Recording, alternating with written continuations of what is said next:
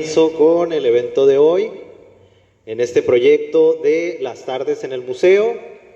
Este proyecto se realiza a través de la Dirección de Cultura por encomienda de nuestro alcalde César Iván Sandoval Gámez, quien nos dio como encomienda el de generar espacios que promuevan la cultura, la educación, el debate, y para eso el día de hoy pues les traemos una conferencia muy especial referente a la identidad de los vaqueros, aquí con el título de Del hombre de a caballo al hombre Marlboro.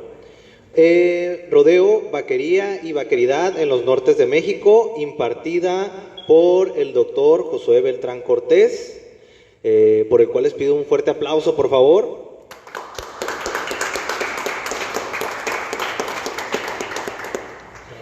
El día de hoy pues le quiero agradecer la presencia del doctor porque viene pues desde Mexicali, viene haciendo el trayecto desde Mexicali acá a San Luis Río Colorado para impartirnos esta conferencia en este segundo ciclo.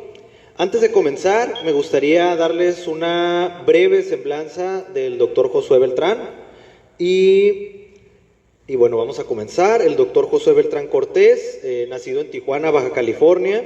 Es licenciado en Historia por la Escuela de Humanidades de la Universidad Autónoma de Baja California, maestro en Estudios Culturales por el Colegio de la Frontera Norte y doctor en Ciencias Sociales por el Colegio de San Luis. Como investigador, ha trabajado líneas de generación de conocimiento, tales como la historia cultural, historia y etnicidad en la frontera, usos de la memoria social, iconografía, representaciones e imaginarios sociales, sociología de la fotografía, sociología de la memoria y sociología de la vida cotidiana, fotohistoria, fotografía como tecnología discursiva, memorias y procesos socioculturales. Su especialidad doctoral, la antropología del desierto y de los nortes de México, vaqueros, rodeo, jinetes de toro, sociedades rurales y ganaderas del norte y noroeste de México. Ha sido director de Patrimonio Cultural y Culturas Populares y subsecretario de Patrimonio y Difusión Cultural del Estado de Baja California. Ha sido coordinador del Archivo Histórico de Tijuana en el 2007, 2019 y 2012. Y también coordinador del Museo de Historia de Tijuana del 2008 al 2010 y 2013-2014. También distinguido como becario del Programa de Estímulos a la Creación y Desarrollo Artístico del Estado de Baja California. Además, investigador y asesor en temas de desarrollo social y de estudios culturales para la iniciativa privada. Tiene distintas publicaciones, por ejemplo, ¿Cómo deben mirarnos? La fotografía como tecnología de la reconstitución discursiva del yo, los tijuanenses y su leyenda blanca. Permítame. Archivo Pablo L. Martínez, de Baja California Sur. Instituto Sudcaliforniano de Cultura. Y también la fotografía de Kingo Nonaka, su capacidad tecnológica contradiscursiva en la reconstrucción del yo, Tijuana y su leyenda blanca. Actualmente es profesor de asignatura de la licenciatura en Historia de la Facultad de Ciencias Humanas de la UABC, de la licenciatura en Relaciones Internacionales y del tronco común de la Facultad de Ciencias Sociales y Políticas, también de UABC, así como personal de apoyo a la docencia en materia de difusión cultural del sistema CECITE Baja California. Y bueno, pues después de esta semblanza, le cedo la palabra aquí al doctor Josué Beltrán y pues les vuelvo a pedir un fuerte aplauso aquí para el doctor.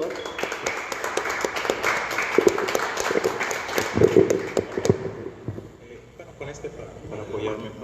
Sí, muchas gracias. Bueno, muchas gracias por la presentación, sobre todo por la invitación. Es la segunda ocasión que me toca estar aquí en el Museo Regional de San Luis Río Colorado. Un gusto, un honor ser considerado pues para divulgar y difundir esto llamado conocimiento social. La vez anterior Álvaro me invitó y me dio a escoger el tema de exposición. En esta segunda ocasión no fue la excepción, me dio esa libertad, cosa que agradezco.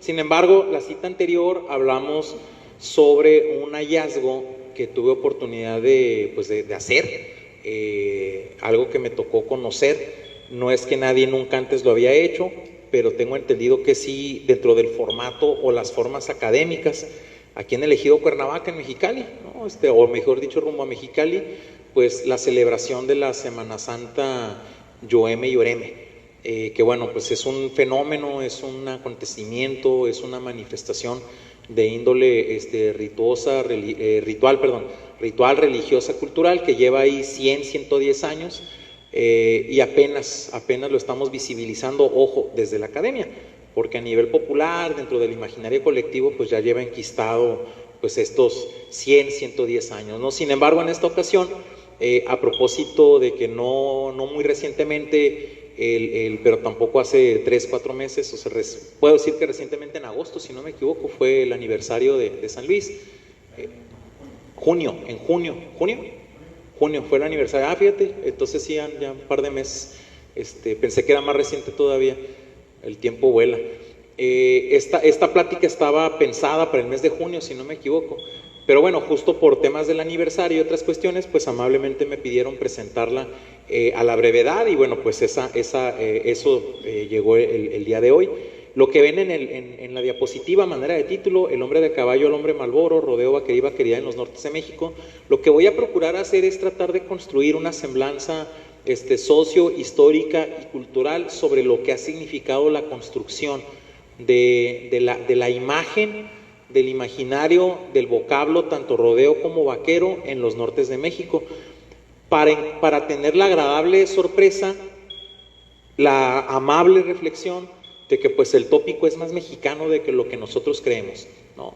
Estamos acostumbrados, gracias a la mercadotecnia hollywoodense, gracias a los discursos estadounidenses, de que pues el vaquero es sinónimo de ellos, ¿no? El cowboy, justamente esa figura del hombre Malboro, ese hombre arrebatado, presto a la conquista, presto a la exploración, a la andanza high grass, que llama la literatura anglosajona, pero vaya, imaginario de la conquista del oeste, y con 1846, 1848, los estadounidenses de origen son granjeros, ¿no? Por su origen en las 13 colonias británicas, en el Atlántico Norte y en el Atlántico Medio, en esa costa, en los Estados Unidos.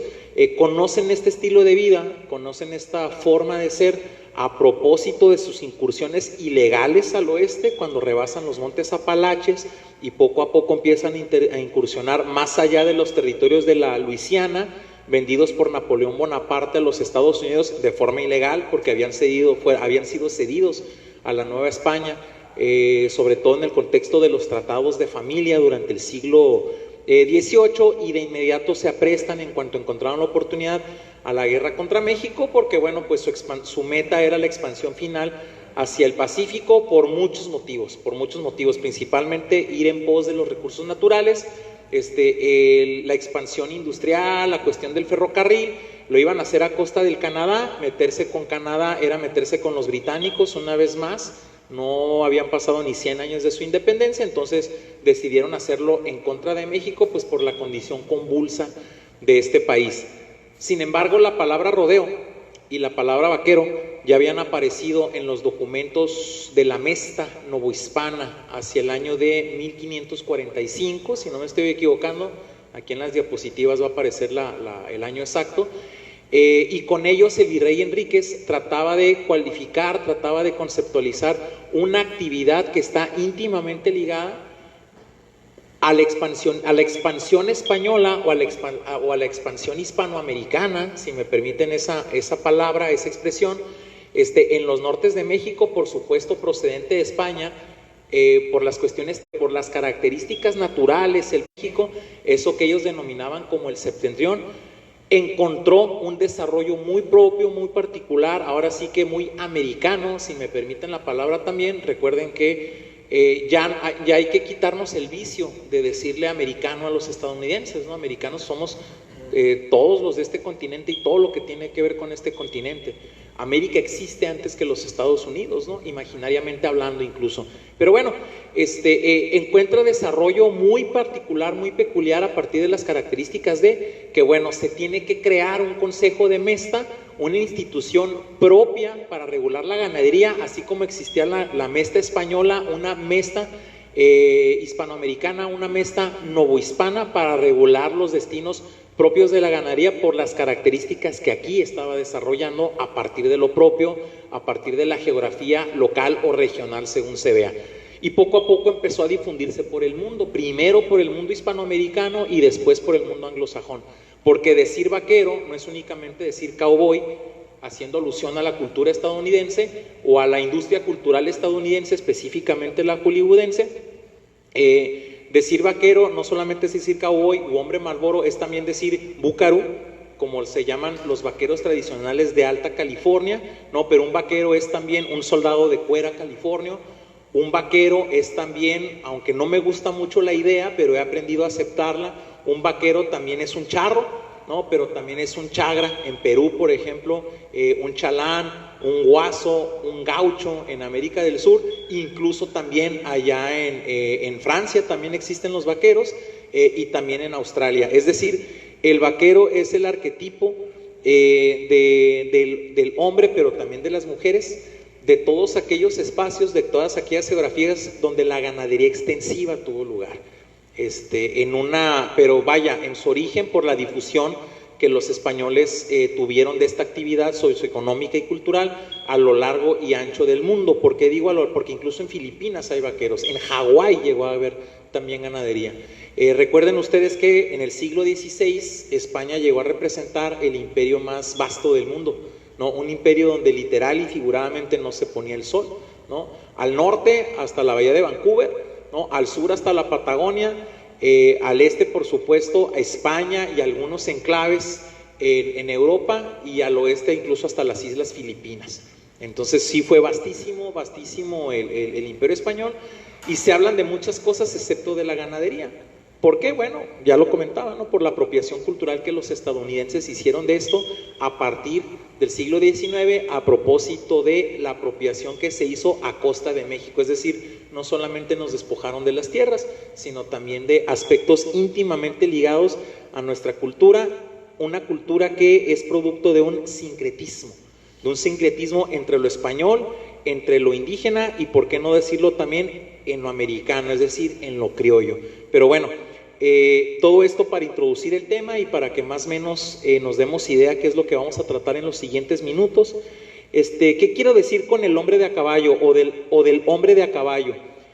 Justo lo que les comentaba. Miren, sí me equivoqué, no era en 1545, sino en 1574, es decir, prácticamente 50 años, ¿no? Después de la caída de Tenochtitlan, ¿no? Esta fue en 1521, en ese momento no se conquista México, en ese momento se inicia la conquista de lo que hoy entendemos como México, y en ese año, en 1574, aparecen estas palabras, específicamente la de rodeo y vaquero, definidas, ya comentábamos, en las ordenanzas de la Mesta de la Nueva España, es decir, la institución que regulaba la ganadería en estos territorios, procedente, por supuesto, de España, pero ya con características muy particulares. El mismo virrey Martín Enríquez de Almanza significó al rodeo como, cito, es lo que el virrey denominó en estos documentos como rodeo. Lo definió como una batida circular que hacían los vaqueros en sus caballos para llevar el ganado a las estancias o para concentrarlos en un punto donde hacían la selección, ayudados de grandes pullas con punta de hierro semejantes a las garrochas andaluzas. Y ahí cierra la cita, ¿no? Esto es producto de la máxima autoridad en lo que a la historia y a los estudios culturales quizá, o a la historia cultural se refiere sobre este tema, es quizá el historiador François Chevalier, ¿no? Un mexicano de origen francés, si mal no recuerdo, ¿no? Si no me falla ahí los datos biográficos del doctor Chevalier. Sin embargo, François Chevalier no habla del rodeo, no habla del vaquero, sino habla de la evolución de la propiedad privada justo en los nortes de México, cómo la estancia y cómo el rancho se desprenden, ¿no? Como una versión pequeña, una versión reducida de las haciendas del centro del país. ¿De acuerdo? Con esto, ¿qué les quiero decir? ¿O por qué estoy poniendo sobre la mesa la idea? Las haciendas del centro del país desarrollan la ganadería intensiva, ¿no? Y dentro de esas actividades de las haciendas del centro del país y de la ganadería intensiva es que se desprende lo que hoy entendemos como la charrería. La ganadería extensiva se desarrolla conforme avanza la propiedad privada a los nortes de México y nacen otro tipo de propiedades, la estancia y sobre todo en los nortes, eso que conocemos como ranchos. las cualidades de la geografía no permiten la ganadería intensiva, resultaba muy caro por la escasez de forraje, por la escasez de agua. Sabemos que el paisaje eminentemente es desértico o semidesértico, tanto en el altiplano central como en la vastedad de los nortes de México, el septentrión, y pues idearon simplemente dejar vagar el ganado para que se valiera por sí mismo. Pero eso despertó el fenómeno de que los ganados empezaron a multiplicarse como jamás lo hubieran ellos pensado. Entonces se veían en la necesidad de 1, 2, 3 veces al año, dependiendo del clima, dependiendo de los fenómenos meteorológicos, de asociarse un estanciero con otro, un ranchero con otro, ¿no? Para llevar a sus hombres de a caballo, es decir, a sus vaqueros, para buscar el ganado, rodearlo justamente a caballo, como dice la descripción de los documentos de Mesta, rodearlo, conducirlo a los corrales de manejo y entonces separarlo, fuera por marca de fierro, la marca de fuego, bueno, sobre todo sobre eso, separarlo por dueño, según la marca de fierro en las pieles del ganado, y todo aquel que había nacido mostrenco, pues simplemente repartirlo en partes iguales. Pero era tanto el ganado, o llegó a tener tanta proliferación, que de pronto el quinto real del rey lo pagaban con los excedentes del ganado mostrenco, o sea, ni siquiera del ganado que estaba marcado.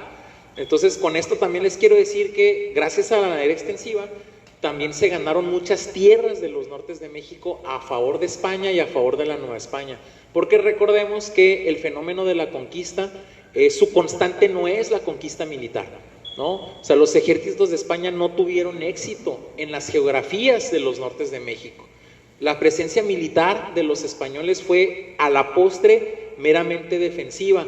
Fundaron en el noreste de México pueblos de presidio o pueblos militares, pueblos diagonal cuarteles, para prevenir las irrupciones, sobre todo de los apaches y de los comanches. Y en el noroeste de México, pues sabemos que el régimen que resultó victorioso en la conquista pues fue el régimen de misión, ¿no? Tanto en Sonora como en Baja California no nos van a contar mucho de eso, ¿no? Si no es que nada, o sea, la misión jesuita fue la que efectivamente tuvo éxito.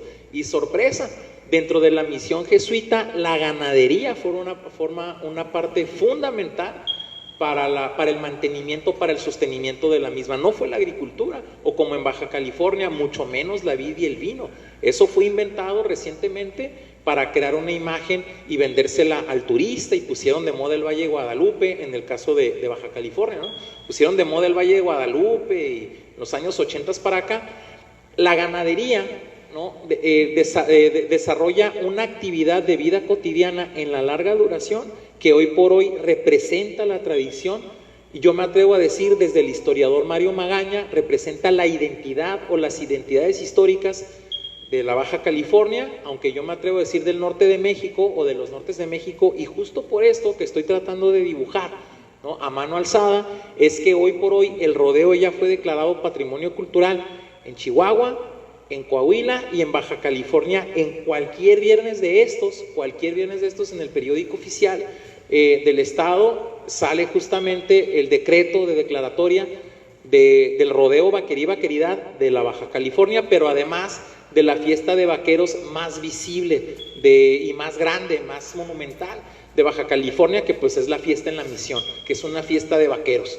Es una fiesta de vaqueros en la cual pues sintetizan, ¿no? Y exponen ante los que no somos vaqueros las formas de ser, y son formas constituidas en Baja California a partir de la introducción de la misión, desde finales del siglo XVII, para ser más puntuales 1697 en Baja California, pero en México ahí está, hacia 1574, o sea, apenas 50 años después de la conquista, ya estaba tan arraigada, era tan exitosa que la tuvieron que regular. Y ustedes mejor que yo saben que el gobierno, ancestralmente hablando, no regula nada que no le vaya a representar ganancia económica. Entonces ya lo están regulando para que pueda pagar impuestos, apenas 50 años después del inicio del proceso de la conquista de México. Entonces estamos ante un fenómeno que hay que prestarle más atención. La charrería fue declarada en el contexto en el contexto de la construcción de la mexicanidad como el deporte nacional y el cine de oro mexicano, o a través del cine de oro mexicano, se nos ha difundido la idea que México es charro, ¿no? Y todos los hombres somos charros y todas las mujeres somos chinas poblanas, ¿no? O sea, la vaquería y la vaqueridad es mucho anterior, ¿no?, a eso que nosotros hoy conocemos como charrería, ¿no? Pero bueno, pues la mercadotecnia ha hecho de las suyas, la apropiación cultural, la construcción de un imaginario desde la literatura y por supuesto también desde el cine, especialmente o específicamente el hollywoodense, ¿no? Pero bueno, hoy pensamos en vaqueros y pensamos en Clint Eastwood, ¿no? En el bueno, el malo y el feo, pero no, o sea, los vaqueros son muy anteriores a esto, ¿no? Incluso hay un antropólogo, Héctor Medina Miranda, que habla de vaqueros y de charros andaluces, es decir, perdón, salmantinos, no andaluces, salmantinos, es decir, de la región de Santander, allá en España, ¿no? Pero bueno, esas ya son otras discusiones y quizás sería entrar más en finezas. Yo no estoy del todo de acuerdo, yo pienso que la figura de la ganadería es más americana, es más novohispana que ibérica, porque la ganadería extensiva aquí es donde encuentra, ¿no?, el desarrollo que le dieron las características con las que hoy, en pleno siglo XXI, se sigue desarrollando y que se busca conservar, se busca preservar a través de ejercicios de declaratorias, incluso en una nueva oleada de difusión y de difusionismo cultural. Los mismos estadounidenses, ¿no?, en el entendido que pues están convencidos que eso es de ellos, los mismos estadounidenses están preocupados porque ese estilo de vida llegue a su fin por las regulaciones y las protestas de las sociedades protectoras de animales. En Estados Unidos es también un tema político. ¿Por qué digo también? Porque vaya, pues aquí en Sonora recientemente buscaron prohibir y creo que terminaron regulando las cabalgatas, ¿no?, cuando es una expresión muy sonorense, y yo me atrevo a decir que muy norteña, ¿no? No solamente el rodeo. Entonces, porque está de moda, ¿no? Está de moda la cuestión de la protección de los derechos animales. No tengo nada en contra de eso, pero vaya, pues una cosa son los excesos que se cometen en contra de los animales y otra cosa son las tradiciones, ¿no?, que no son excesivas, son justamente tradicionales porque pertenecen a la larga duración, y desde la historia y la historiografía pues estamos demostrando, estamos argumentando que viene con el nacimiento propio de lo que hoy entendemos como México, porque en ese momento era Nueva España. Pero bueno, y ya comentábamos a François Chevalier, ¿no? Esto lo dijimos desde François Chevalier, desde este historiador que revisó las ordenanzas de la Mesta como fuentes documentales, pero él para historiar la formación de latifundios en México. De hecho, así se llama el título, la obra historiográfica, ¿no?, o la obra que pertenece a la historiografía o al estado de la cuestión de esta temática, de este tópico, ¿no? El texto de Chevalier así se llama: La formación de los latifundios en México, haciendas y sociedades en los siglos XVI, XVII y XVIII. Y a partir de ahí, a partir de Chevalier y los documentos de Mesta, podemos determinar que el vaquero se constituyó desde su trabajo a favor del rodeo, vaqueando en él. Me explico. Sí, el rodeo tradicional o antiguo, salir al campo, rodear el ganado, conducirlo a los corrales de manejo para contarlo, separarlo, pero también trabajarlo, ¿no?, por el tema de las enfermedades, ayudar a las vacas a dar a luz, etcétera. Y en ese desarrollo de convivencia comunitaria o de hacer comunidad a partir del trabajo correspondiente a la vida cotidiana, nacen los juegos de los vaqueros, ¿no? Lo que hoy conocemos como las disciplinas del rodeo, ¿no? El asado individual, el asado por pareja, monta de bronco con pretal, monta de caballo con silla, el jineteo de toro, incluso las carreras de barriles, ¿no? Aunque bueno, en algún momento antes de aparecer las carreras de barriles, que pues ustedes mejor que yo saben que es una disciplina dedicada en México, por lo menos practicada casi en exclusiva por mujeres, las carreras a campo traviesa, ¿no? Esos juegos nacen en esta convivencia comunitaria porque una vaqueada o una campeada, ¿no?, ir a arriar los ganados para conducirlos a los corrales de manejo, pueden representar, según la cantidad de ganado en el hato, puede representar una jornada o puede representar 3 semanas. Entonces la convivencia entre los vaqueros, ¿no?, desarrollan esos juegos que cuando los estadounidenses los conocen, ¿no?, los adoptan, los regulan, los reglamentan y lo convierten en espectáculo circense primero y en deportivo después, ¿sí? Pero aquí nace el rodeo, ¿no?, cuando los vaqueros vaquean a través de ¿no? Cuando conviven, cuando arrean el ganado, cuando se reúnen alrededor de la fogata a cantar, ¿no? Entonces, de aquí se desprende todo lo que nosotros imaginamos sobre el ser vaquero. En Sonora, por supuesto, ¿quién no se identifica con las cabalgatas? En Baja California también hay cabalgatas, pero en Baja California además los bailes, ¿no? De la vida comunitaria en los ranchos, en las estancias, el baile calabaceado, de aquí se desprende de estas convivencias sociales y comunitarias. Y hoy por hoy el baile calabaceado es también ya parte de las declaratorias que recientemente se lograron en Baja California de patrimonio cultural. Pero bueno, ¿pero quiénes eran los vaqueros? ¿Quiénes eran estos hombres de a caballo? Según los mismos documentos, aunque Chevalier los usó para ver la propiedad privada, yo los usé para ver, para tratar de historiar o para tratar de construir la trayectoria en el tiempo de esta expresión cultural del rodeo, la vaquería y la vaqueridad. Sobre ellos dice, sobre los hombres de a caballo, sobre los vaqueros pues, los define como el hombre que vivía en la estancia, el mestizo desdeñado entonces lo mismo por los españoles que por los indios. Encontraba su lugar en la vida solitaria de las estancias al margen de las dos repúblicas, es decir, la República de Españoles y las repúblicas de indios, porque es un mito el que los españoles trataron de forma salvaje a los indios. Eso lo hizo el Estado mexicano, sobre todo con la definición del liberalismo, con la aparición de la propiedad privada. No, los españoles le dieron su lugar a los indios a grado tal que crearon un marco legal para regular la vida entre ellos y hasta dónde llegaba el derecho de los españoles sobre de ellos y hasta dónde llegaba el derecho de los indios. Lo peor que podía sucederle a alguien en la Nueva España era ser mestizo, porque no eras ni una cosa ni otra, incluso por los discursos y las políticas de pureza de sangre de los españoles. Hace poco hubo una declaración muy lamentable de una gobernadora del interior del país, no recuerdo quién, pero dijo: lo peor que le puede suceder a alguien en este país es ser mujer y además ser indígena. Pues hubo una época en que lo peor que le podía suceder a alguien en lo que hoy entendemos como México era ser mestizo, de la casta a la que se perteneciera, porque no era ni español, o en todo caso criollo, ni indígena, sino era un ser impuro. Y justamente estos seres impuros, los mestizos, fueron aquellos que se aventuraron a los nortes de México junto con los criollos o a la par de los criollos para desarrollar este tipo de actividades que muy pronto fueron reguladas, ¿no? Con la ganadería también se avanzó a los nortes de México. Dicen los documentos que estos hombres de a caballo o estos vaqueros, estos mestizos, ya unas veces prestaban sus servicios por salario fijo, otras por una parte de los frutos, es decir, de la reproducción de los propios ganados, recibían la mitad del producto de los animales vendidos. Los mestizos, hombres libres, eran por lo general muy inestables, pues después de seguir a los rebaños en sus migraciones, hay que poner atención a eso, los rebaños en sus migraciones seguían cambiando con tanta frecuencia de cielo como de amo, y a la fecha eso sucede, ¿no? Un vaquero al interior del desierto, al interior del valle, al interior de la montaña puede tener 1 o 3 patrones o ser su propio patrón, ¿no? Sin embargo, no es lo mismo ser vaquero que ganadero, ¿no? O ganadero que ranchero, ¿no? Varía ahí según la propiedad, varía según ahí las actividades de vida cotidiana, pero los vaqueros como tal, o como dicen ellos, los vaqueros de tiempo completo, ¿sí?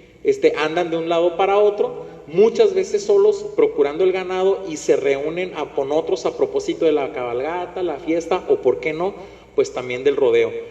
Los describe desde el siglo XVI, los documentos de Mesta, los describe trabajando en el campo.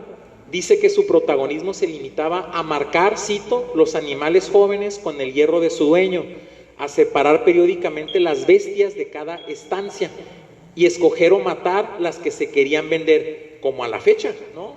Se escogen las que se llevan al rastro, ¿no? Y se conservan aquellas a través de las cuales pues se va a seguir reproduciendo el hato.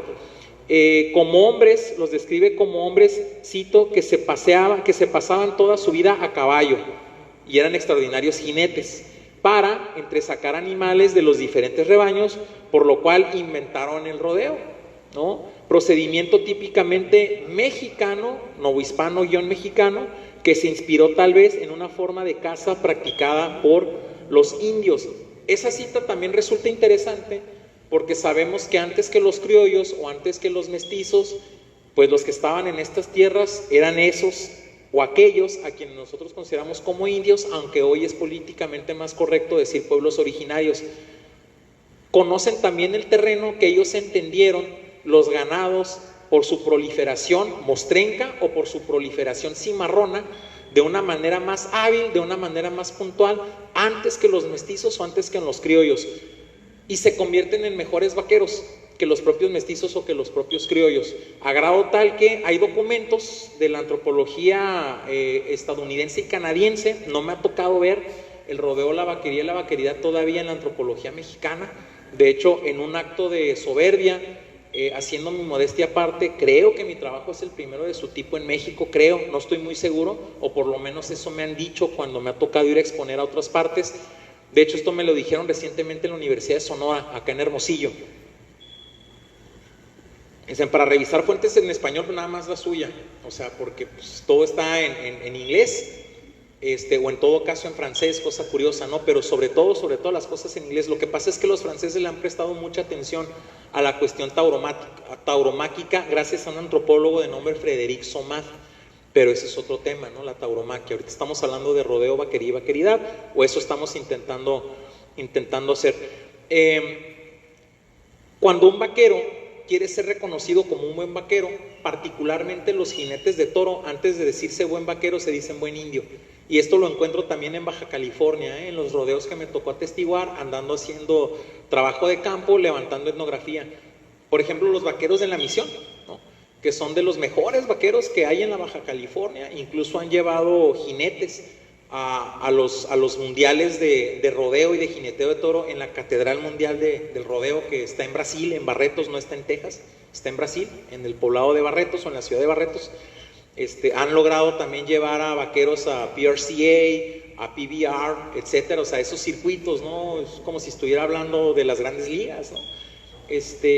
Muchos jinetes han salido de ahí de la Misión. Los mismos jueces del rodeo, por ejemplo, Rolando Jones, que a lo mejor les suena ese nombre por acá también.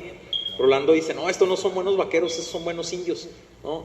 Y entre ellos se reconocen con el arquetípico saludo en Kumiai, ¿no? De Auca, ¿no? Y se hablan entre ellos en algunas palabras en Kumiai, para el caso de la Baja California, es decir, primero se reconocen como indios antes que como buenos vaqueros, ¿no? Y yo descubro, por lo menos para el caso de la Baja California, que los mejores ganaderos son precisamente los indios Kumiai, ¿no? Dentro de la familia Yumana, los Kumiai particularmente, quizá porque son los más numerosos. Y andando en el campo con ellos, cuando cuando me sorprendo y encuentro eso, nunca se me van a olvidar las palabras del Necua, del Toto Necua, Agustín Domínguez. Ya falleció, de hecho lo mataron. Él era un yumano, un Kumiai de San José, no, de San Antonio Necua, por eso le decían el Necua. Me dijo un día burlándose de mí, ¿no? Me dijo, ¿qué historiador? ¿Piensas que vas a ir a la comunidad y nos vas a encontrar siempre bailando el curicuri y tejiendo artesanías? No, dijo, esos son para los turistas, dice.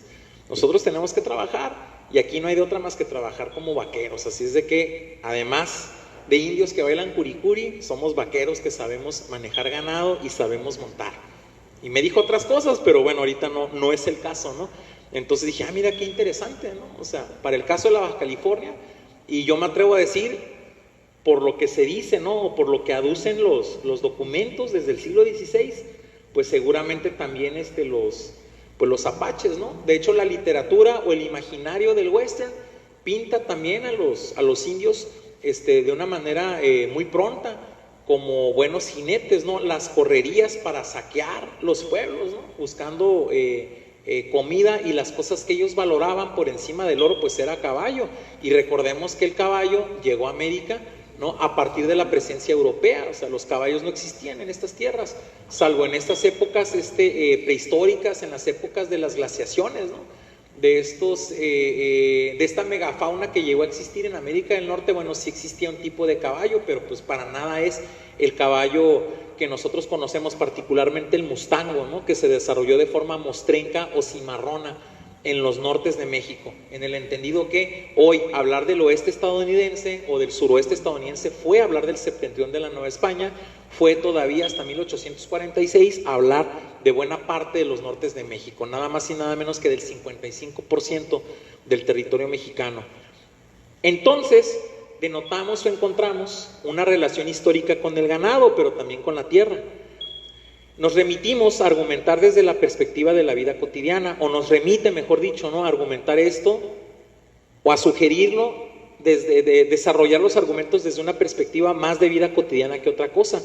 El rodeo, esas batidas circulares, en algún momento se hicieron incluso obligatorias para acostumbrar al ganado a la presencia del hombre y evitar que se hiciera demasiado cimarrón desde el siglo XVI.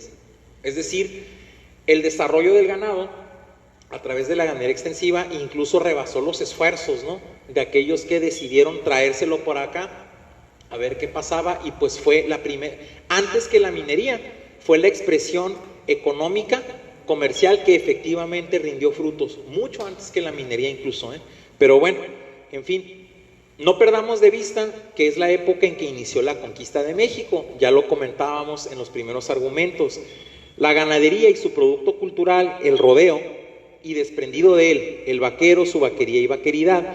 Cuando me refiero a la vaquería y la vaqueridad, me refiero a las formas de ser, tanto tangibles como intangibles, ¿sí? La vaquería, todo aquello, los usos y costumbres que podemos ver a simple vista, ¿no?, desde su vida cotidiana, la vestimenta, la comida, la bebida. Pero con vaqueridad me refiero a las cuestiones identitarias, sobre todo a sus discursos, ¿no?, el cómo deciden ellos presentarse a los otros. A eso me refiero con ese juego de palabras. Entonces, estos fueron fundamentales para la expansión a los nortes de la Nueva España, los nortes de México. Sobre esto, ¿qué dice la historiografía? ¿Qué dicen los documentos? Cito, dice: más tarde, cuando los ganados invadieron las tierras vírgenes del norte o de las costas, se hicieron también grandes batidas, es decir, esos rodeos tradicionales, ¿no?, de los que hablábamos diapositivas antes. Se hicieron también grandes batidas en las cuales participaron centenares de jinetes que, repartidos en un círculo inmenso, arreaban el ganado a un punto central fijados por los funcionarios de justicia de la provincia. Ahí se hacía la repartición entre los diferentes propietarios, se ponían a un lado los animales sin marca u orejanos o mostrencos para repartirlos entre todos, y luego las bestias extraviadas o de marcas desconocidas para entregarlas a los representantes del rey como bienes mostrencos, es decir, bienes sin dueño, ¿no? Y de ahí se pagaba el quinto real. En esta península, bueno, en Baja California, es que esta plática la había hecho pensando en Baja California, pero bueno, ya la trajimos acá por invitación de los compañeros. En esta península, me atrevo a decir que en el noreste de México, porque es más o menos contemporánea, la expansión de la misión sobre Sinaloa y Sonora, que en la Baja California, ¿no? Recordemos que la misión jesuita llegó a la Baja California atravesando el Mar de Cortés. Eusebio Quino llegó a Baja California durante la última expedición militar, aquella que fue capitaneada por Isidro Atondo Antillón.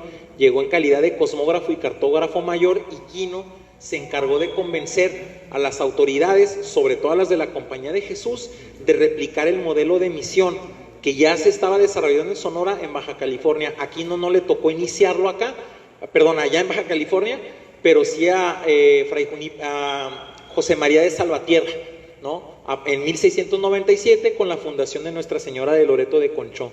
Entonces, de alguna forma, si no en esa península, en la región, tuvo desarrollo desde el siglo XVII, ¿no?, desde los años de 1600, a partir de la instauración del régimen de misión. Ganados y soldados llegaron junto a los jesuitas, que en su expansión al norte o a los nortes, hasta el desierto central, para el caso de la Baja California, desarrollaron la ganadería como modo efectivo de vida, pero lo mismo podemos decir de en todos los nortes de México, sino en la misión a través del desarrollo de la estancia y del rancho, como ya estábamos sugiriendo desde Chevalier. El modelo, para el caso de la Baja California, fue replicado por franciscanos y dominicos ante la expulsión de los jesuitas en 1767 y 1768. En la conciencia de que sólo así darían sustento económico y de vida a aquellos que se organizaron alrededor de sus misiones, porque hablar de misión no es solamente hablar de la estructura religiosa, sino, decía el historiador Ignacio del Río, el pueblo de indios administrado en lo temporal y en lo espiritual por el sacerdote.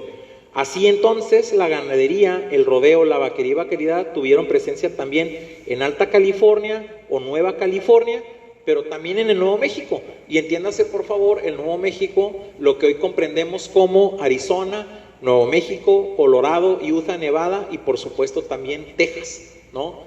Y de ahí hasta el Trópico de Cáncer, pues los demás estados, ¿no? Sonora, por supuesto, pero también Chihuahua, Coahuila, Nuevo León, Tamaulipas, Zacatecas, Durango. De hecho, también es coincidente con todo el paso del Camino Real en lo que al centro y noreste del país se refiere, ¿no? Pero bueno, en estas latitudes, especialmente en la Baja California, ya comentábamos el tema de la vid y del vino, la gente o estas primeras comunidades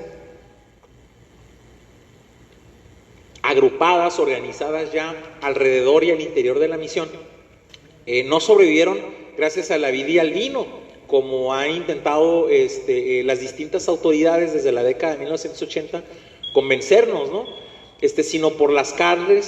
Sino por las carnes, las pieles y las grasas de los vacunos, ¿no? De los ganados mayores. Desde entonces la vida cotidiana fue definida por el desarrollo, adaptación y práctica del rodeo, vaquería y vaqueridad en las Californias, tanto la Baja en la Nueva California, pero ya comentaba que también en el resto de los nortes de México. Zacatecas, por ejemplo, ¿no? Que es una entidad que usualmente se le asocia con el desarrollo de la minería, pues bien, esas minas no eran mucho, sin los cueros de las vacas, sin las carnes de las reses, sin las grasas, incluso para cuestiones energéticas, ¿no? Recordemos que pues la tecnología del petróleo pues estaba todavía algunos siglos, ¿no?, por desarrollarse. Entonces, ¿con qué alumbraban? ¿Con qué prendían las antorchas para dar luz en las minas? Con la grasa de los ganados, ¿no? Entonces, no podemos entender siquiera la prosperidad de las minas sin la presencia de la ganadería, que de cualquier forma fue anterior, ¿no?, a esta actividad económica. Entonces la práctica y reproducción y reproducción social de esta forma de vida es lo que constituye en su conjunto el significado de las identidades históricas de la Baja California, y me atrevo a decir que de los nortes de México, porque la ganadería extensiva es constante a los nortes de México.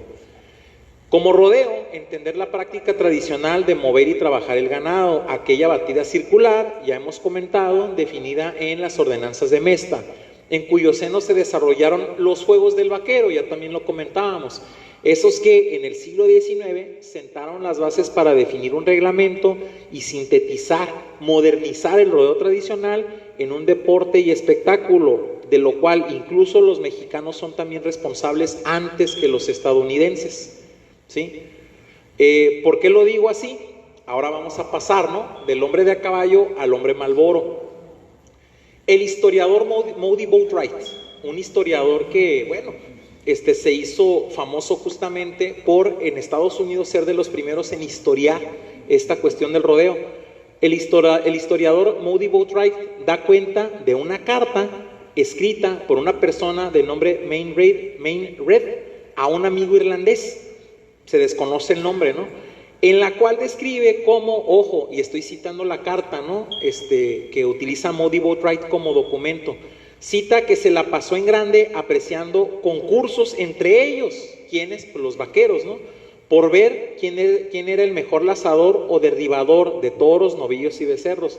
Hay carreras de caballos, hay whisky, hay vino, y eso, ¿no?, lo fechó en Santa Fe del Nuevo México en junio de 1847, es decir, en plena guerra entre México y los Estados Unidos, un año antes de que se terminara este proceso, este acontecimiento, ¿no? Entonces, pues es digno de ser subrayado, ¿no? Es decir, se están impresionando por lo que ya empiezan a ver los viajeros, fueran turistas, fueran exploradores o fueran pioneros, aquellos que venían buscando tierras, ¿no?, en el contexto de la expansión estadounidense al oeste, que en realidad históricamente hablando pues fueron los nortes de México. Una vez culminada justo el despojo por parte de Estados Unidos por el resultado de la Guerra a México, los pioneros, estos viajeros, ¿no?, que empiezan a describir en sus cartas lo que están encontrando, estas formas de vida, estas formas de ocio incluso, ¿no? Los pioneros, los nuevos ocupantes de las tierras, llanuras y pasturas, se aprestaron a afincar la épica de su conquista justamente en eso, en el rodeo, la vaquería y vaqueridad, en el género del western, ¿no?, popular gracias a la literatura y por supuesto gracias al cine y el desarrollo del estereotipo del hombre Marlboro, que es el que comentábamos al principio, ¿no? De este hombre, bueno, el Clint Eastwood es el arquetipo, ¿no? De este hombre Marlboro justamente, ¿no? Clint Eastwood y también este otro actor que siempre se me olvida el nombre y no sé por qué. Hizo muchas, el John Wayne, ¿no? Entre John Wayne y Clint Eastwood tenemos justamente el arquetipo, el cliché, el estereotipo de este hombre Marlboro, ¿no? Un hombre bronco, presto a la aventura, que no cree más que en sus propias leyes, que él, por su propia mano y por su propio revólver, pues está, de alguna forma, tiene permiso, ¿no? De llevar la justicia como los caballeros andantes medievales, ¿no? De las novelas de caballería europeas, españolas y francesas. Pero bueno, esta épica, ese estereotipo se talló en el género western, en el desarrollo del estereotipo de ese hombre Marlboro. Para 1883, un hombre llamado William Frederick Buffalo Bill Cody armó, presentó e itineró en Estados Unidos y eventualmente en Europa un espectáculo de corte circense denominado Buffalo Bill's Wild West, y ahí es el origen quizá de todo estereotipo para el mundo vaquero, ¿no? Particularmente las peleas entre vaqueros y apaches, vaqueros y comanches. Posiblemente no eran tampoco como nos las mencionan los westerns, ¿no? Que todavía lo podemos ver, decía momentos antes, en esta nueva oleada de difusión o de difusionismo de la cuestión del vaquero en series de las plataformas de streaming tales como Netflix, Apple TV, Amazon, en series como por ejemplo Yellowstone, ¿no? Que significa un resurgimiento de todo esto. Los estadounidenses lo están difundiendo porque ese estilo de vida está siendo amenazado en los Estados Unidos, pero también en el mundo. Decía, por las cuestiones ecológicas, las cuestiones de los derechos de los animales, y por eso se están buscando sus declaratorias como patrimonio cultural, pues para garantizar su preservación, al menos en sus expresiones tradicionales. ¿Y cuáles son? Las que estamos viendo aquí en esta presentación, desde estos documentos, porque estas formas de vida desarrolladas desde el siglo XVI siguen siendo las mismas, ¿no? Al interior del desierto, al interior de la montaña, la diferencia es que hoy los vaqueros visten de mezclilla, se auxilian de las tecnologías como el celular, el radio, las camionetas, ya no usan esas garrochas andaluzas sino lazos, ¿no? Pero el estilo de vida es inmanente, es decir, sigue siendo el mismo con cambios muy ligeros, evidentes, pero ligeros, ¿no? Sin atentar contra lo que fue su origen histórico, que lo podemos leer, ¿no? Tal cual desde el siglo XVI. Pero bueno, según los registros y la historiografía, el primer rodeo reglamentado, por eso se habla del rodeo tejano, ¿no?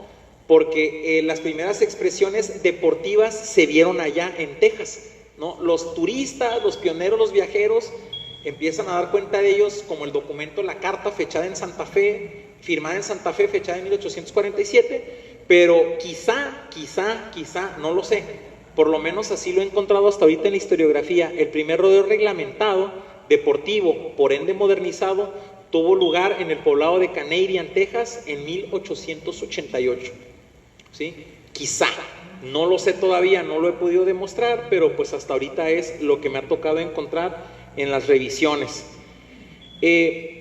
Estoy poniendo este documento únicamente para extrapolar lo que estoy tratando de decir, ¿sí? Momentos antes, cuando estaba platicando con alguno de ustedes, alguien me preguntó de dónde era, y yo les comentaba que de Tijuana. No sé qué tanto conozcan ustedes de la ciudad de Tijuana, no sé qué tanto han escuchado hablar de ella, pero igual que Mexicali, posiblemente igual que San Luis Río Colorado, pues es una ciudad también fronteriza, pero muy joven, ¿no? El acta fundacional de Tijuana está fechada en un 11 de julio de 1889, ¿sí? Y les estoy comentando, ¿no?, que el primer rodeo que hasta ahorita he encontrado documentado es de 1888 en Canadian. Bien, este documento, ese que ven ahí en la pantalla, está fechado en el año de 1827, ¿sí? 1827, proviene del Archivo Histórico de Tijuana, ¿de acuerdo? Pero lo traigo para todavía tratar de reforzar más los argumentos de la larga duración, de la tradición, de la historicidad del tópico en los nortes de México, porque vaya, Si Tijuana, igual que Mexicali, igual que San Luis Río Colorado, es una entidad, es una localidad muy joven, perteneciente urbanísticamente hablando apenas a la segunda mitad del siglo XIX, quizá la primera del siglo XX, diseño de Tijuana en arreglo a persona o a una persona y título de 1827. Ese documento a mí me pareció muy interesante porque es un croquis de la porción sur de lo que fue conocido como el Rancho Tijuana, una concesión de tierra dada a un soldado del presidio de la misión de San Diego de nombre Santiago Arguello Moraga. Los soldados del presidio, los soldados de las misiones, llegaron a la Baja California, también a Sonora por supuesto, junto con los jesuitas, junto con los misioneros, y eventualmente ellos heredaron la tierra junto con los indios cuando cayó la institución de la misión, y entiéndase con esto el proceso de secularización, ¿sí? Despojar de la autoridad y de las tierras a los sacerdotes para repartirlas, ¿no? Esta gente fue soldado y antes de ser rancheros o estancieros ya eran vaqueros y eventualmente se convirtieron en propietarios de tierra por concesión y por supuesto eventualmente también en ganaderos. También por eso decía que no es lo mismo ser una cosa que otra, ¿no? Mucho antes que ser ranchero o que ser ganadero ya eran vaqueros. ¿Por qué? Porque trabajaban el ganado de la misión, después el ganado y la tierra de la misión fue de ellos. Entonces, este croquis, ¿sí?, es para saber, para empezar a mapear, por decirlo así, qué era lo que estaba dentro de la porción sur del Rancho Tijuana. Por eso dice arreglo a persona y título, o arreglo en persona y título, porque es la época en que se empiezan a reclamar las tierras, porque desde 1815 aproximadamente, según Mario Magaña, en promedio, en contexto, de 1815 a 1845 aproximadamente, dura el proceso del repartimiento de estas tierras, ¿no?, por concesión, la llamada secularización de las misiones. Entonces se señaliza todo lo que hay, ¿sí?, todo lo que hay dentro de la porción sur del Rancho Tijuana. Digo la porción sur porque del otro lado de la frontera, ¿no?, también había porciones del Rancho Tijuana que se quedaron en la parte estadounidense después de la guerra. Pero lo que me llamó la atención fue esto en el documento. Es un recorte ya en formato horizontal, esto está en formato vertical, pero es un recorte de esta parte en formato vertical y ustedes lo pueden leer, ¿no? Aquí dice rodeo antiguo, ¿de acuerdo? Entonces, no sé si me doy a entender o si me van siguiendo. O sea, el primer rodeo en Estados Unidos, reglamentado, deportivo, data de 1888, posiblemente en Canadian, Texas, ¿no? Texas. Y para 1827, en esa localidad llamada Tijuana, o Tijuana, o Rancho Tijuana, ¿no?, que se supone que es muy nueva, es muy reciente, empieza su desarrollo puntual, ¿no?, explosivo a partir de la década de 1920 por el impacto de la ley Volstead, así como en prácticamente toda la frontera. En 1827, ¿sí?, la gente, los rancheros de esa zona, de esa región, consideran el rodeo ya como algo antiguo, pues, ¿no? Entonces, ¿qué es lo antiguo? Yo les digo a mis alumnos, ¿qué es antiguo para ustedes? No, pues 100 años, 200 años, 500 años, hubo quien me dijo en alguna ocasión 1000 años. Entonces, no sé si me doy a entender con esto, o sea, para demostrar justamente la cuestión tradicional, ¿no?, que hay que entender lo tradicional solamente aquello que pertenece a la larga duración, ¿sí?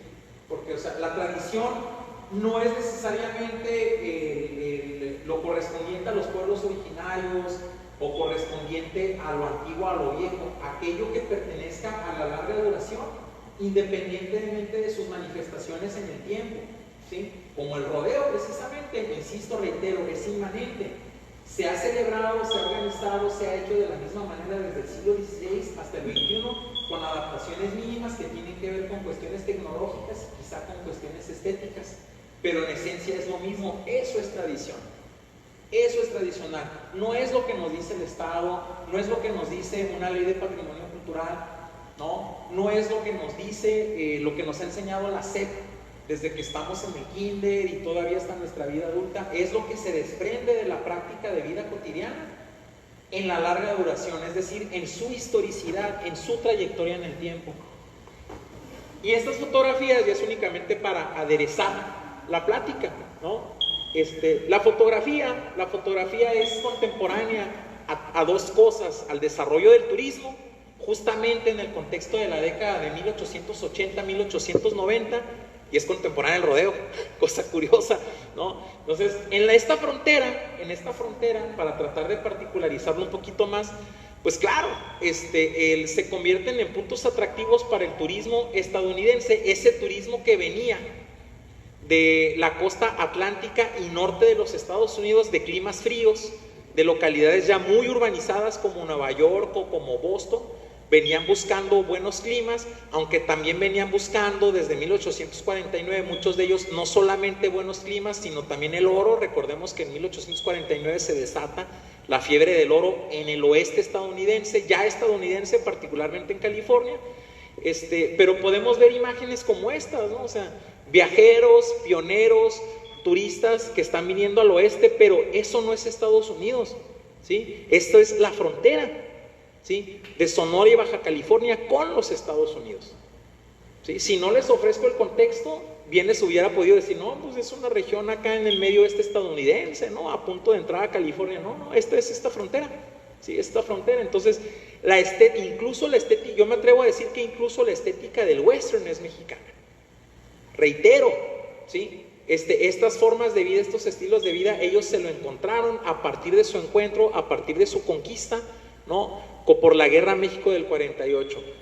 Los cowboys hoy visten con chaparreras, los soldados de las misiones, no sé el caso sonorense, pero en el caso de la Baja California, pues vestidos de cuera, ¿sí?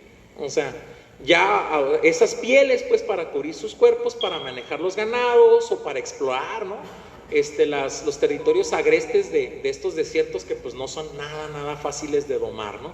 Entonces, la estética del western capturada en imagen, pero no es Estados Unidos, esto es México, ¿sí? Es gente que está viniendo a pasear, a conocer o también emigrando, ¿no?, encontrando nuevos horizontes, mejores condiciones de vida, y todas esas imágenes son de finales del siglo XIX también, ¿sí?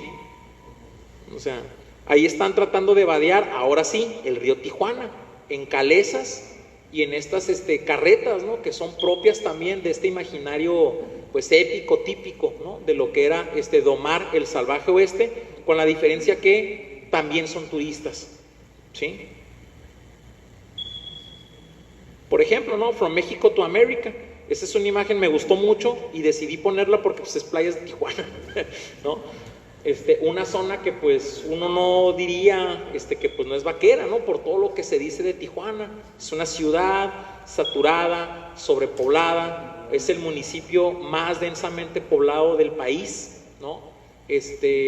Cualquiera me dirá, la Ciudad de México, bueno, recuerden que la Ciudad de México ya no es una ciudad como tal, ¿no?, ya también es una entidad federativa, compuesta por distintas alcaldías, no me acuerdo cuáles, no sé, Cuauhtémoc, Coyoacán, Benito Juárez, no me acuerdo cuántas son. Pero Tijuana hoy por hoy es la localidad, el municipio más densamente poblado de todo el país, y ver esas imágenes pues no corresponde, ¿sí? Ver esas imágenes no corresponde para nada para los discursos que tenemos, ya no digamos sobre Tijuana, sino sobre la frontera, ¿no? Y antes del desarrollo de la literatura o del cine, la fotografía da cuenta de la estética que hoy pudiéramos entender como el western, pero eso es la frontera mexicana, ¿sí? De acá también copiaron esos modelos, o bueno, yo me atrevo a decirlo, ¿no?, a manera de hipótesis, no sé si lo voy a poder demostrar en algún momento, ¿no? Ya tendría que incursionar en otro tipo de estudios, más allá de los historiográficos, sino de los visuales, ¿no?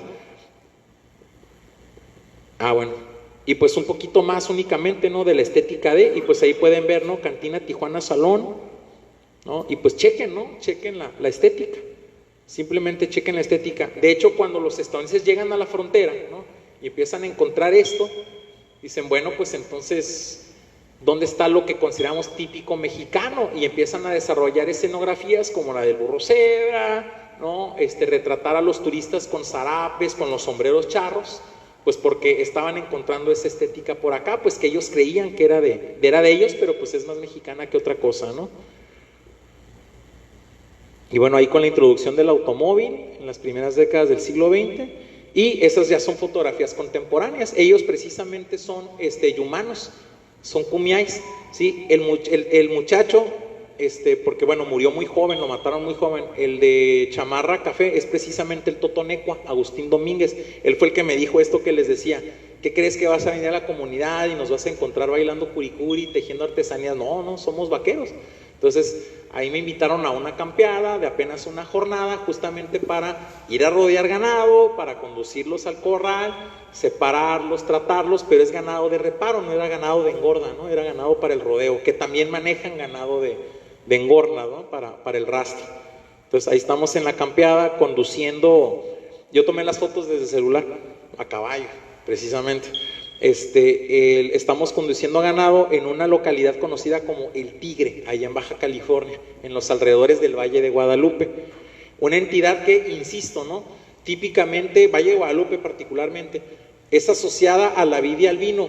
Pues la misión de Nuestra Señora de Guadalupe del Norte, fundada en 1819, si no me falla la memoria, o sea, en el proceso incluso de lo que se supone fue la independencia de México, fue fundada por el padre Fray Félix Caballero, un fraile dominico, apodado el Padre Ganadero. Ya no fundó él esa misión para cristianizar a los gentiles o para reducir al cristianismo a los nativos, a los indígenas, fue para producir ganado, por las características, las cualidades, ¿no?, de la geografía del Valle de Guadalupe. El Valle de Guadalupe le debe su nombre a la misión de Guadalupe del Norte y hoy creemos que tradicionalmente es vinícola, ¿no? O sea, por eso los Kumiai, ¿no?, se convirtieron en vaqueros en esta zona, ¿no? Y los mejores vaqueros que hay, según sus propias palabras. Entonces, bueno, ahí estamos en el corral de manejo y esos son los juegos que les decía, ¿no? De pronto simplemente, pues ya seguían trabajando y de pronto se ponen a apostar, se ponen a jugar y ahí empiezan a echar los lazos, ¿no? Para ya después en el inter de estar marcando el ganado. Y esa es una cabalgata, precisamente. Esto todavía es El Tigre, allá en las inmediaciones del Valle de Guadalupe, San José de la Zorra, San Antonio Necua, San Antonio de las Minas, en Baja California, y eso es el desierto central peninsular, ¿sí? Son los días antes de la celebración de las fiestas patronales de San Francisco de Borja. La gente llega a caballo, ¿no?, como cuando se recorrían estas latitudes, a partir y a propósito de todo lo que estábamos diciendo o lo que hemos estado diciendo a lo largo de esta tarde, ¿no? Y con esto se demuestra lo que comentaba de la cuestión de la inmanencia. El estudio, el título del cual se desprende todo esto que estoy compartiendo con ustedes, se llama en su conjunto, porque esto es apenas una expresión, ¿no?, se titula Persistir, Reproducir, Jugar, ¿no? Y con persistir me refiero justamente a esto, ¿no? Cómo la esencia, si me permiten esa expresión, porque no es la más afortunada, cómo la esencia, pues, de la vaquería y la vaquería se mantiene a pesar de todo, de que tienen en este momento todo en contra, ¿no? Sin embargo, bueno, ahorita para concluir lo voy a decir, todavía no, pero bueno, tienen todo en contra, ¿no?, por la cuestión de las sociedades protectoras animales y esas cuestiones que hemos estado tratando de sugerir a lo largo de esta tarde. En pleno desierto, en medio de, pues aparentemente de la nada, ¿no?, porque el desierto puede ser la nada o el todo, según se vea, ¿no?, sin gente, únicamente por el afán de divertirse, la noche de las fiestas patronales, el rodeo es al día siguiente para la comunidad, pues decidieron los vaqueros convivir, ¿no? Ahora sí que jugar a ser vaquero, y a través del juego se sigue reproduciendo ese mundo, esa forma de ser, esa forma de vida. Saúl, más que ya no me acuerdo de su apellido, pero ese muchacho, el que está domando al bronco, se llama Saúl, pero no me acuerdo cómo se apellida. Y ahí ya es al día siguiente en el rodeo, ¿no? En las lazadas, el hombre de a caballo de playera polo azul, fue Isidro Silva, un ganadero también Kumiai, llegó a ser el ganadero más importante allá en Baja California, ¿no? Particularmente de ganado de reparo, aunque también de ganado de engorda, ¿no?, para el rastro. Él también lo asesinaron, ¿sí? A él lo asesinaron igual que al Totonecua. El Totonecua era precisamente su caporal o su capataz, ¿no? Era el jefe de sus vaqueros, aquel que me dijo, ¿qué crees que vas a venir y nos vas a encontrar siempre bailando? Es para turistas, dice. Eso es lo que les queremos enseñar nosotros a ustedes. Nosotros del diario hacemos esto, ¿no? Pero bueno, y el otro muchacho, Israel, él es vaquero de la misión, de allá de Ensenada, Baja California, y bueno, pues ahí están lazando por parejas al becerro, y esa es la noche de las fiestas patronales en la misión jesuita de San Francisco de Borja, en pleno desierto central peninsular. Nadie vive en San Francisco de Borja ya, pero es tan importante la fiesta patronal que los rancheros, los vaqueros, las rancheras, las vaqueras de los alrededores, particularmente del Ejido La Miseria, del poblado de Punta Prieta, de Bahía de Los Ángeles, Jesús María, incluso de Guerrero Negro, suben a la misión de San Borja año tras año en noviembre para celebrar esto, ¿no? Fiesta patronal, baile, peregrinación, cabalgata y por supuesto rodeo, ¿no? Y ahí empieza a cobrar sentido todo lo que ya hemos estado diciendo, ¿no? Y bueno, esa es una imagen de San Francisco de Borja, al interior de la misión, o de la capilla de la misión, o de la iglesia de la misión. Y esta es una vista panorámica de la fiesta en la misión. Mientras esto quizá tiene tintes más tradicionales, ¿no? Aunque es una forma de exponer a través del deporte reglamentado, no del rodeo tradicional. Esto es rodeo tradicional, ¿sí? Lo que comentábamos a partir de los documentos de Mesta y todo eso. Aunque bueno, yo sé que a ustedes no les estoy diciendo nada nuevo. Esto es todavía rodeo tradicional, pero esto ya es rodeo deportivo y sobre todo esto, ¿no? Sin embargo, en el poblado de la misión, todos los últimos fines de semana del mes de mayo, todas las comunidades vaqueras se dan cita para celebrar la fundación del poblado de la misión. No es una fiesta patronal, ¿sí? Sino la fundación del poblado de la misión a través de baile calabaceado y a través de rodeo. Y se dan cita de 10,000 a 25,000 personas cada año, nada más en esa fiesta. Y ninguna autoridad la había volteado a ver hasta que nos tocó a nosotros por este estudio, que después llevamos a la Secretaría de Cultura, y hoy se está procurando la declaratoria de Patrimonio Cultural de esta fiesta, pero además de todo este conjunto del rodeo, la vaquería y la vaqueridad, para el caso de Baja California, ¿no? Pero Coahuila ya lo hizo, Chihuahua ya lo hizo, o en eso estaba, y el caso sonorense, bueno, pues lo desconozco, pero creo que también por ahí hay alguna iniciativa sobre las cabalgatas, no estoy muy seguro, necesito actualizarme un poquito ahí.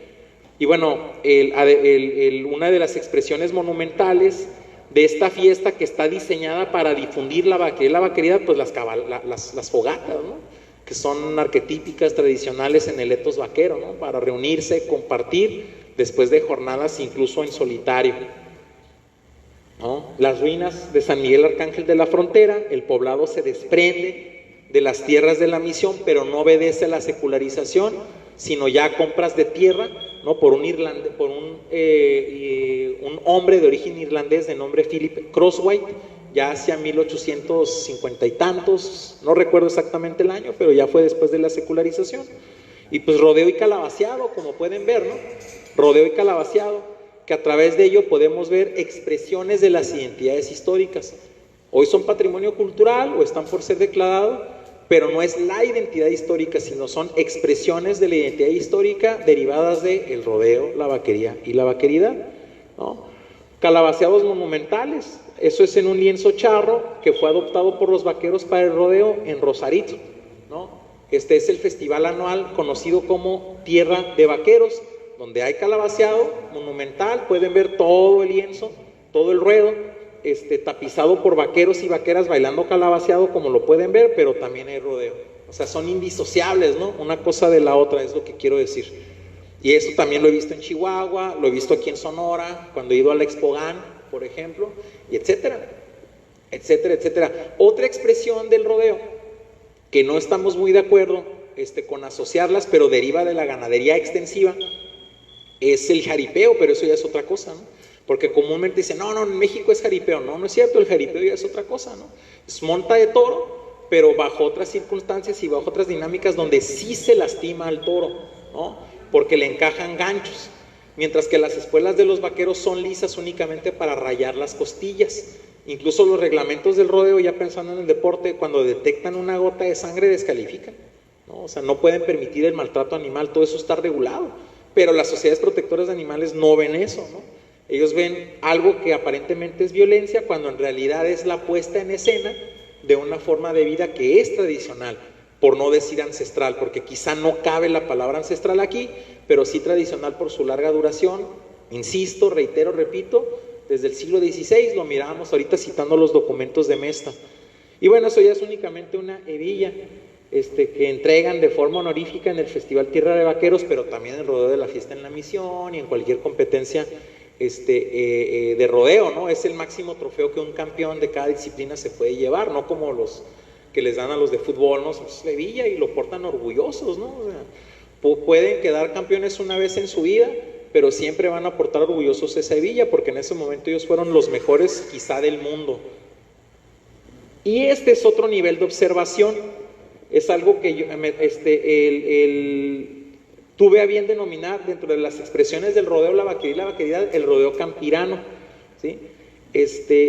Las otras son expresiones deportivas, son expresiones monumentales, son expresiones tradicionales si ustedes quieren, pero esta es la expresión más íntima que yo he encontrado de la práctica del rodeo desde la cuestión tradicional en la vida cotidiana.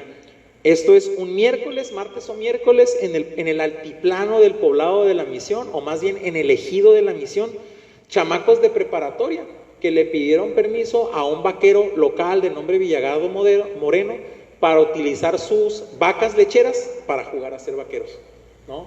Porque esa es su forma de vida, es su forma de reproducirse como hombres y como mujeres, como comunidad y como sociedad. Y ahí están en unos cajones para la monta improvisados con desechos de madera. Y ahí están los chamacos, ¿no? Jugando a ser vaqueros. Si nos damos cuenta, chequen las edades, qué edad tendrán esos muchachitos que estamos viendo ahí, pero están contentos y felices de la vida por montar vacas lecheras, ganado de engorda, porque algún día quieren estar en el rodeo montando los toros, montando los caballos, corriendo las yeguas, como los hacen sus familiares o ahora sí sus ancestros, ¿no? Yo esto lo vi por cuestiones circunstanciales. Para mi doctorado estaba trabajando las fiestas de la Fundación de Tijuana, cuando caigo en cuenta que eso es artificial, y dije, bueno, a ver, desde la historia que puede ser tenido como tradicional o auténtico, lo que ya les comentaba hace rato, aquello que pertenece en su larga duración a la trayectoria en el tiempo. Dije, pues en Baja California las Misiones, pero a ver, estaba en un posgrado en Ciencias Sociales con especialidad en Antropología, y me exigían ver un asunto antropológico, un caso vivo, contemporáneo, que pueda ser explicado desde la cultura, y para mí es desde la historia.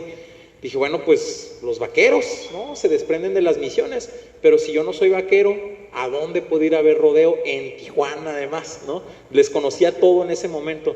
Y me acordé que en Tijuana hay rodeo, en una localidad llamada Rancho Casián. Voy a un rodeo y empiezo a escuchar los apellidos de la gente, ¿no? Crosswhite, Moreno, Lara, Villavicencio, Arce, Gilbert, ¿no? En Baja California son los descendientes de los soldados de las Misiones que llegaron con los jesuitas a través del Golfo de California, desde Colima, Sinaloa y Sonora, ¿no? Y empezar a desarrollar ese régimen por los esfuerzos iniciales, los discursos de Eusebio Quino, ¿no? Entonces dije, pues di con el clavo, ¿no? Entonces toda esta gente también desciende de ellos, pues. Entonces buscan reproducir esa forma de ser los chamacos jugando a, ¿no? Para algún día también poder decir que además de ser vaqueros en su vida cotidiana, vaqueros completos, son vaqueros de rodeo, ¿no? Y ahí está. Eso no es ganado de reparo, pero están jugando a. Un miércoles en la tarde, después de salir de la primaria, la secundaria y la preparatoria, ahí en el poblado de la Misión, ¿sí? Entonces, dije, bueno, pues esto, si lo puedo denominar de alguna manera, pues rodeo campirano, ¿no? Se me ocurrió no a mí, sino a ellos, ¿no? Dije, no, es que te queremos invitar a ver algo muy campirano, y de ahí se me ocurrió la idea, ¿no? Entonces, si se dan dando cuenta, también incluso va por niveles la observación, y este es quizá el más íntimo. No es el más espectacular, no es el más monumental como miramos en las fotografías, pero es quizá el más íntimo, que además obedece a la vida cotidiana, ¿sí? Porque ahí los chamacos ni siquiera van ataviados como vaqueros, ¿no? La estética del western, la estética del hombre Marlboro, no. Su vida cotidiana, como cualquiera de nuestros hijos cuando se sale a jugar fútbol o básquetbol o ensuciarse un rato para después ser regañados por la mamá porque llegaron todos enlodados, ¿no? Todos empolvados.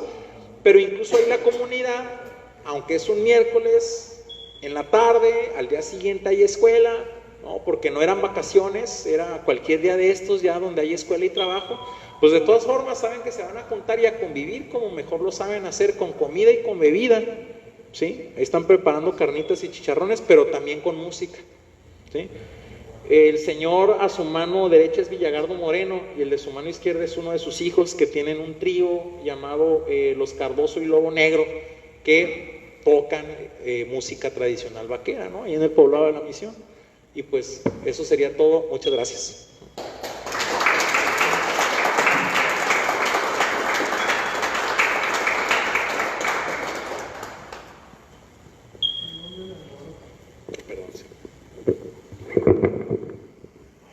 Bueno, entonces a partir de aquí abrimos un espacio para preguntas, comentarios, no sé si alguien quiera participar.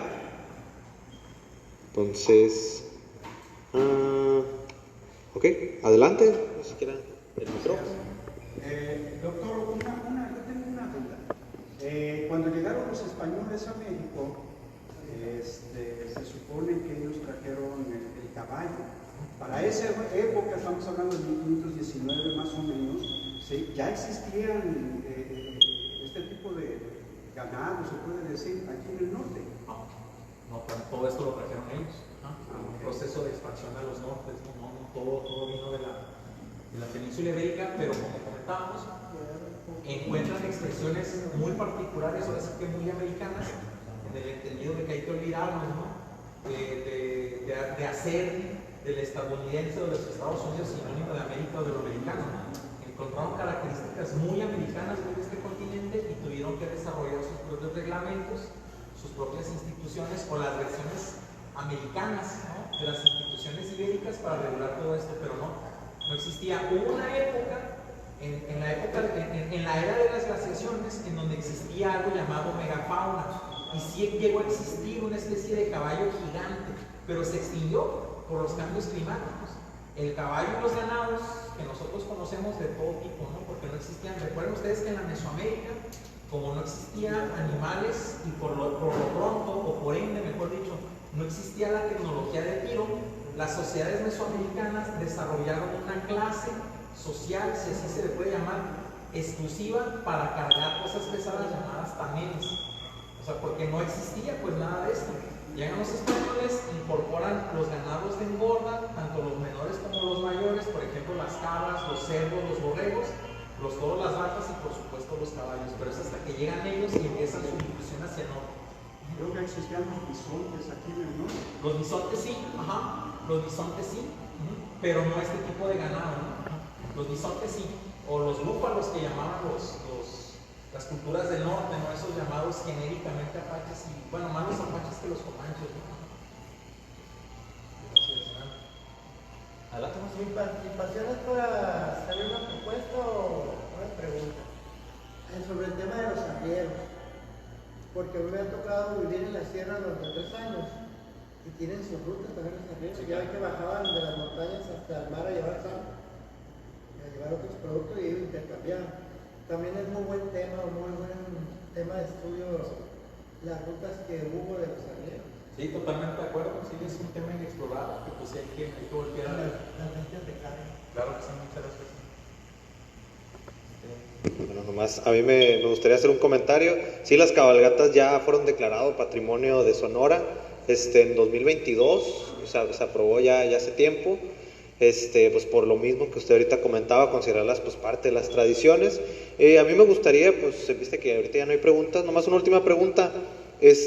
Como más o menos, ¿qué tanto? Sé que es algo complicado, ¿no? Pero ¿qué tantos años se considera algo ya una tradición, ¿no? Usted dice que ya que se reproduce, pero quizás más o menos algún rango, quizás 30, 40, 50, 100. No, pues mira, por lo que yo he entendido y por lo que yo tengo entendido como tradición, en realidad las tradiciones, particularmente las intangibles, las que se desprenden de la memoria, de la práctica social, son atemporales, ¿no?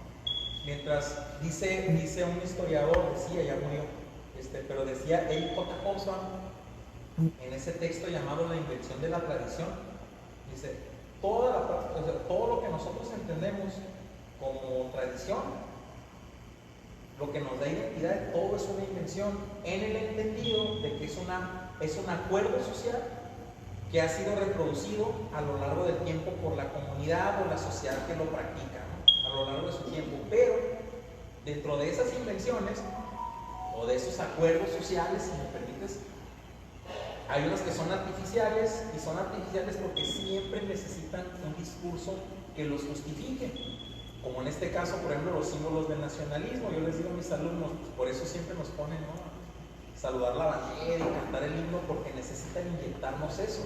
Eso es artificial. Dice Hobsbawm, lo que pudiera ser tenido como tradicional o auténtico, ¿sí?, ni siquiera necesita ser justificado porque siempre lo hemos entendido, porque siempre ha estado ahí. Entonces, aquello que de alguna u otra manera siempre ha estado ahí, con cambios o sin cambios en el tiempo, que pertenece a la memoria, que pertenece a la tradición popular. Eso es verdaderamente un patrimonio cultural. Es el que dice el Estado. Pero en el caso de Baja California, la mayor parte de los patrimonios declarados por la ley de patrimonio es el patrimonio edificado, el arquitectónico. Ese sí, para que veas, según la ley de patrimonio cultural del Estado de Baja California, para el caso, pues lo que allá ven, debe tener por lo menos una edad mínima de 49 años, pero lo intangible no tiene edad, porque pertenece simplemente a su trayectoria en el tiempo, la que ésta sea, y es la práctica comunitaria, la práctica social, la que pues le va a conferir, ¿no? ese halo, pues, o esa concepción de lo tradicional, lo auténtico, o en todo caso de lo patrimonial. Por ejemplo, ¿no? Lo que les comentaba del calabaceado, ¿no? El calabaceado, los profesores de danza, ¿no? Los coreógrafos lo empezaron a ver por allá por 1960, 1970, pero ¿cuándo en realidad el calabaceado se desarrolla? O sea, ¿cuándo los vaqueros empezaron a bailar en Baja California? ¿Sabe? Pero sí ha estado ahí, ha estado en la práctica, ¿no? De hecho, por ejemplo, a mí me decían, ¿pero por qué te interesa? ¿Qué es lo nuevo para ti? Pues para mí lo nuevo es lo que es todo, porque lo estoy viendo por primera vez. Y me dijeron algo, pues es que nosotros siempre lo hemos hecho, por eso, justamente por eso me interesa. Entonces, en realidad, en términos patrimoniales, lo intangible o los valores culturales no tienen edad. El patrimonio edificado sí, incluso lo justifican desde el estilo arquitectónico, desde la época. Para el caso de las leyes federales, consideran patrimonio cultural edificado, ¿no? Lo arqueológico, en la época prehispánica, en la época virreinal-colonial, ¿sí? En la época mexicana hasta la Revolución Mexicana. De la Revolución Mexicana para acá ya no es considerado como patrimonio cultural, pero sí patrimonio estético, y ya no entra el INA, sino el INVAL, Instituto Nacional de Bellas Artes. Pero para lo intangible, fiestas, comidas, cantos, etcétera, eso no tiene, en realidad no debe tener. Entonces, ¿se puede decir que la tradición y la tradición pues, y la cultura es sinónimo? Sí, así es alimentada, sí son sinónimos, sí, porque desde la cultura, desde el bagaje cultural, nosotros definimos el mundo y nombramos el mundo, ¿no? Y la práctica de la cultura es justamente eso llamado tradición. Porque la cultura, estamos muy mal acostumbrados al concepto de cultura porque creemos que es la alta cultura, lo que vemos en un museo, lo que escuchamos en las áreas de ópera, en la música clásica, ¿no? Los cuadros de Picasso, de Galo, los murales de Diego Rivera, ¿no? O sea, ahorita estamos intercambiando cultura nosotros, simplemente al hablar, vestir, al compartir un café. Entonces, o sea, la tradición es la práctica de la cultura, y la cultura es en realidad desde donde definimos el mundo. Bueno, pues agradecemos de nuevo la presencia y pues les pido por favor un fuerte aplauso aquí al doctor por habernos traído la presentación. Pues no sin antes recordarle que aquí estamos todos los martes